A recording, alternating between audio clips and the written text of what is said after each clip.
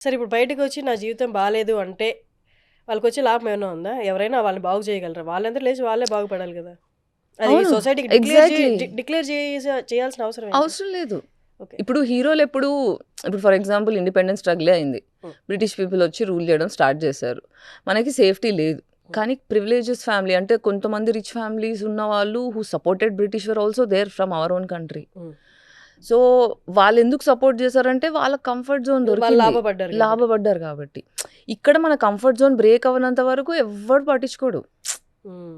ఎప్పుడైతే comfort zone break అయ్యి కొట్టుకుంటారో వాళ్ళు మాట్లాడతారు. వాళ్ళు స్ట్రగుల్ చేస్తారు. హ్మ్. సో ఇప్పుడేంటంటే చెడ్డవాడు, మంచివాడు ఇద్దరు ఉన్నారు. ఇప్పుడు నేను చెడ్డవాడు మారాలి అని నేను ఎక్స్‌పెక్ట్ చేయట్లేదు. హ్మ్. మంచోడికి ధైర్యం నేర్పించే వాయిస్ అయితే నాది అని నాకు అర్థమైంది. హ్మ్. హ్మ్. ఇప్పుడేంటంటే చెప్తారు గదా! ఒక ఎలిఫెంట్‌ని హ్మ్. చిన్నప్పటి నుంచి పెద్ద పెద్ద తాళ్ళతో కట్టేసి హ్మ్. కొన్ని ఏళ్ల తర్వాత అలవాటయిపోయిన తర్వాత సన్న దారం కట్టినా గూడా ఎలిఫెంట్ అలాగే ఉంటుంది. ఎందుకంటే అదేం థాట్‌లో ఉందంటే నేను ఎంత కొట్టుకున్నా నేనెళ్ళను అని యాహ్! ఫిక్స్ అయిపోయింది. హ్మ్.